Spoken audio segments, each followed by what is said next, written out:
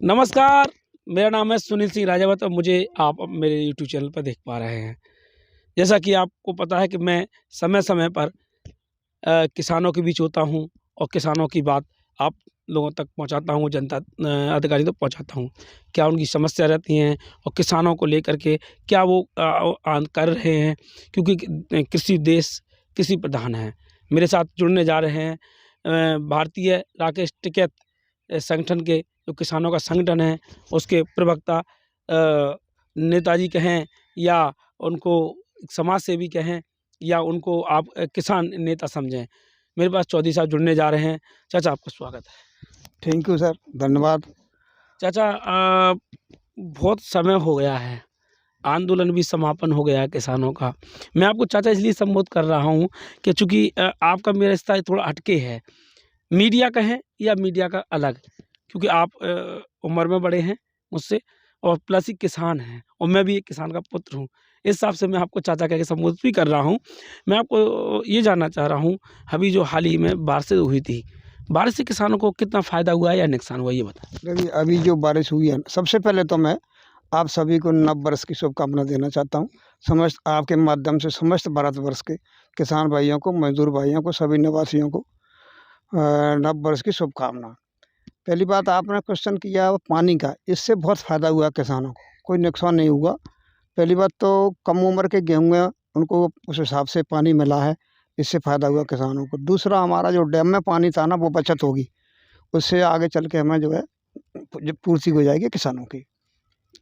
अब मैं आता हूँ कि आपने किसानों की बात की है। किसानों की जो अभी गेहूँ की फसल लगी हुई है, सरसों की फसल लगी हुई है, चने की फसल लगी हुई है, कितना इसमें लागत लग रही है? थोड़ा अगर हमारे दर्शकों को आप मोटा-मोटा अंदाज़ बता पाएँ। देखिए, लागत की तो 10,000 रुपये बीघे से कम की कोई लागत नहीं है किसी भी फसल में। चाहे कोई भी फसल कर लीजिए आप, चाहे गेहूँ की करिए, चाहे धान की करिए, या कुछ भी करिए, 10 से ऊपर की लागत जाती है। इस बरस कुछ मार्केट में रेट किसानों को धान का ठीक मिल गया था, इससे थोड़ा बैलेंस किसान का बना है।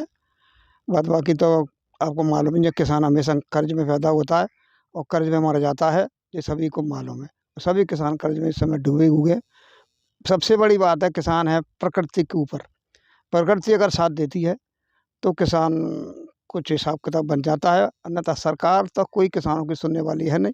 नहीं, इस बार जो मंडी में जो किसानों को धान का जो मूल्य मिला, उचित अच्छा मूल्य मिला है, क्योंकि डबरा की जो कृषि उपज मंडी है, आप भी रहे हैं, भारतीय किसान यूनियन टिकैत के आप प्रवक्ता भी, आपने भी वहाँ भ्रमण किया, किसानों को समझाने की कोशिश भी की है समय-समय पर और अपने आंदोलन के माध्यम से आप मुखर भी हुए हैं।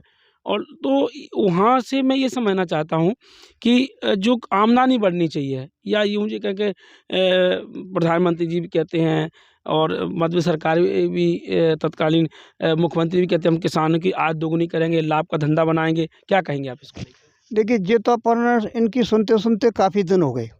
प्रधानमंत्री जी ने पहले भी घोषणा की थी कि किसान की जो दूनी आय करेंगे। अभी तक तो दूनी आय का कोई ऐसा सिस्टम बनते नहीं दिखाया है कि दूनी आय किसान की हो गई हो। जब किसान की फसल आती है, जैसा कि प्याज की फसल आई किसान की, उस समय प्याज 2 रुपये किलो बिकी, आज 40 रुपये किलो है। लहसुन की फसल आई, उस समय 10 रुपये किलो भी नहीं बिकता था, अब 200 रुपये किलो है। तो इसलिए गवर्नमेंट जब तक एमएसपी कानून नहीं बनाएगी किसान की फसल के लिए, जब तक किसान को कोई लाभ नहीं मिलने वाला है। मैं ये जानना चाहता हूँ कि आपने कहा कि लाभ नहीं मिलने वाला, लेकिन प्रधानमंत्री जी तो सम्मान निधि दे रहे हैं, तो कहीं न कहीं उससे तो आप किसान का एक अच्छा काम हो पा रहा है, उनको जो फसल में कीटनाशक दवाएँ हैं, खाद है, वो भी ले पा रहे होंगे, कुछ ना कुछ तो मदद मिल पा रही होगी? देखिए, ऐसा है कि एक किसान को 6,000 रुपये यानी प्रधानमंत्री जी देते हैं सम्मान निधि में, और किसान का 1 बीघा पे 10,000 रुपये नुकसान हो जाता है रेट न मिलने से। ऐसे सम्मान निधि से क्या मत फ़ायदा है, मुझे आप बताइए।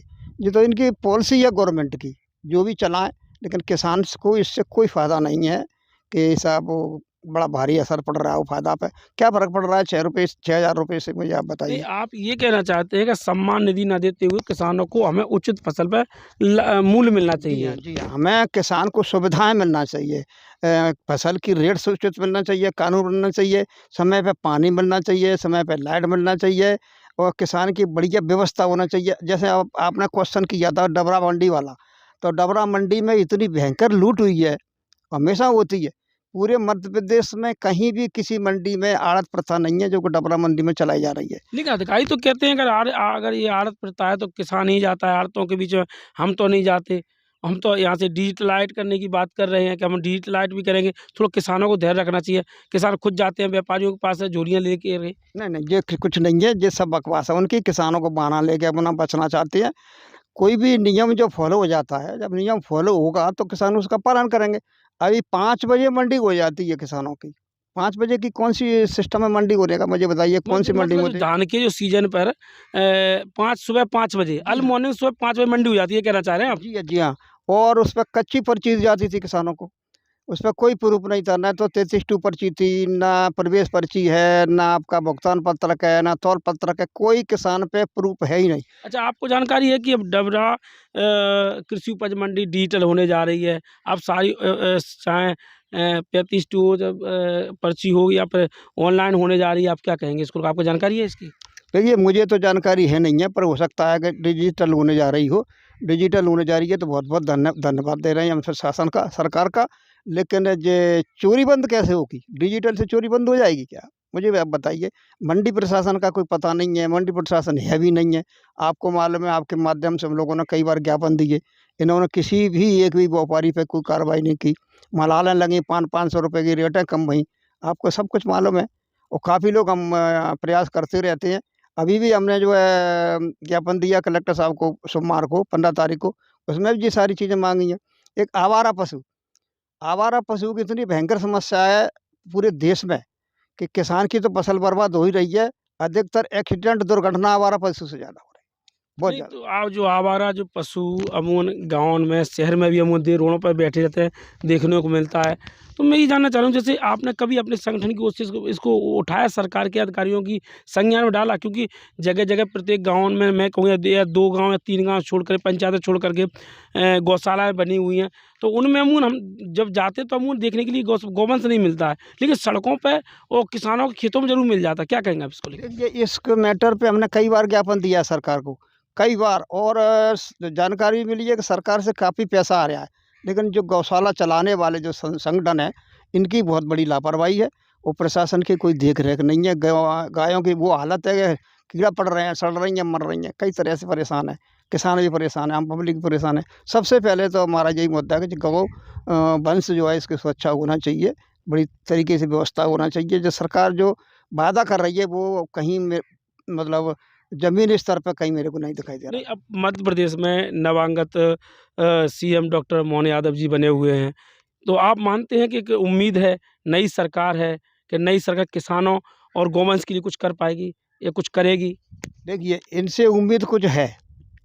डॉक्टर मोहन जी से जो मुख्यमंत्री बने हैं यादव जी, इनसे कुछ है क्योंकि इन्होंने हमने पहले काफ़ी ज्ञापन दिए हैं किसानों के रेवेन्यू विभाग के नाम उसके संबंध में, नामांकन वगैरह के में।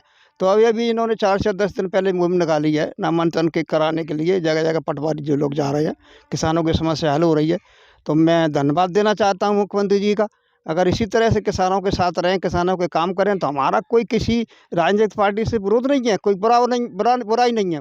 केवल हम चाहते हैं कि किसान परेशान ना होए, आम नागरिक परेशान ना होए, भ्रष्टाचार कम हो। रिश्वत का मामले में किसान इतना परेशान था, 2-2 साल के नामांकन के प्रकरण लटके हुए हैं तहसीलों में, अभी पूरे नहीं हो पा रहे, जब मान के चलिए। तो कहीं न कहीं एक उम्मीद जागी है, नए मुख्यमंत्री, नई सरकार, डॉक्टर मोहन यादव के रूप में, क्योंकि जैसे आपने कहा कि नामांतरण के मुख्यमंत्री ने सरकार बनते ही पहला आदेश पारित किया कि नामांतरण तत्काल रजिस्ट्री होने के बाद ही हो जाएँगे।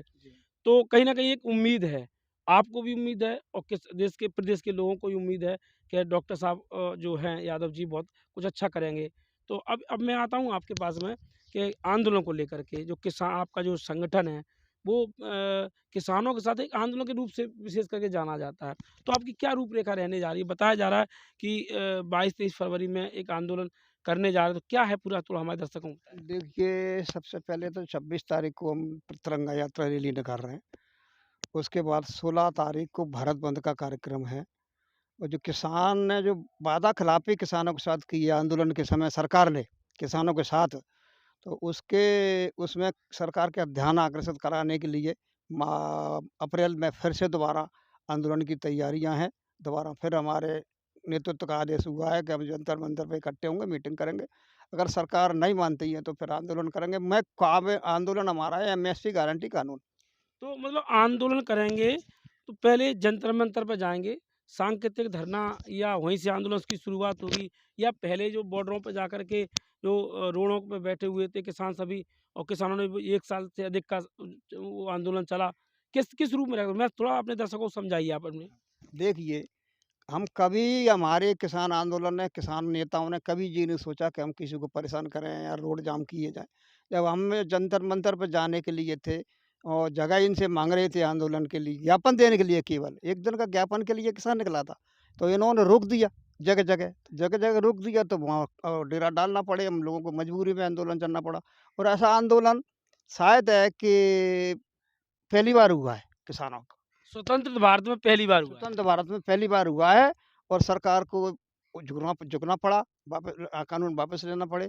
ये किसानों की शक्ति है, किसानों ने अपनी शक्ति प्रदर्शन किया है। तो पुनः शक्ति प्रदर्शन हम लोग करेंगे, अगर सरकार मानती है तो ठीक है, नहीं मानती तो फिर आंदोलन करेंगे। जैसे अभी आंदोलन की आप बात कर रहे हैं, चूँकि राष्ट्रीय पर्व 26 जनवरी आ रहा है, उस समय किसान आपके ने जो किसान संगठन है, भारतीय किसान संगठन टिकैत साहब का जो संगठन है, उसके नेतृत्व में आप भी जाएँगे।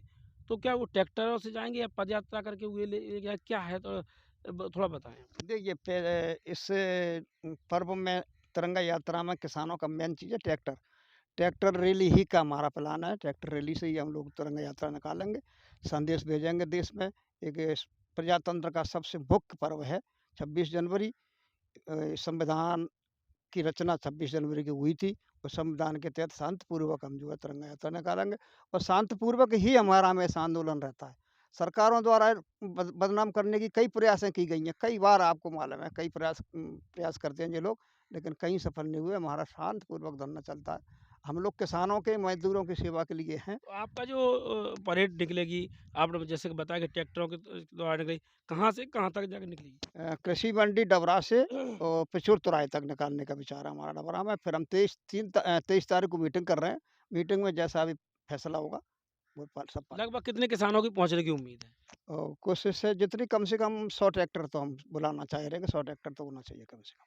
जी। जैसे अभी आपने परेड का बताया, आंदोलन को लेके बताया, मैं ये जानना चाह रहा हूँ कि चंबल संभाग में आपका जो संगठन है, मंडी में मुखर होके बात की, किसानों को समझाने की बात की, आपने कुछ हद तक किसानों को समझा पाए, तो संगठन का विस्तार भी आपने किए। लेकिन जो संगठन में एक उत्साह है और एक धार जो आनी चाहिए, केवल एक आवाज़ पर संगठन की पे किसान रोडों पे आएँ या किसी आंदोलन में सहभागिता करें, वो नहीं देखने को मिल रहा है कि आखिर क्यों? नहीं, नहीं, ऐसी कोई बात नहीं है। सब किसान एकत्रित हैं, सब इकट्ठे हैं। किसान का 24 घंटा खेत में काम होता है, रोज़ तो ज़रूरत पड़ती नहीं है। जब भी ये आंदोलन हुए, सब इकट्ठे हुए हैं और जब भी ज़रूरत पड़ेगी सब किसान एक साथ रहेंगे। इसमें कहीं कोई संदेह नहीं है। किसान समझ चुके हैं, ये सरकार आंदोलन की भाषा ही समझती है। किसान को काम कराने के लिए ये आंदोलन ही करना पड़ेंगे, ये किसान अच्छी तरह से समझ चुके हैं। चौधरी साहब अभी 22 तारीख को अयोध्या धाम में रामलला की प्राण प्रतिष्ठा होने जा रही है। पूरा देश राममय वो हो चुका है। क्या कहेंगे आप इसको लेके? बहुत अच्छी शुभ घड़ी है और भारत तो हमेशा से ही राम भक्त रहा है। त्रेता, द्वापर, हर युग में अवतरित हुए हैं शक्तियाँ और उन्होंने अच्छे काम किए, महापुरुष हैं। इनकी याददाश्त में और 500 साल पुराना एक विवाद हमारे देश का ख़त्म होने जा रहा है, जो बहुत बड़ी अच्छी बात है, धन्यवाद है। लेकिन कुछ लोग राजनीति इस पे करना चाह रहे हैं, वो राजनीति नहीं होना चाहिए।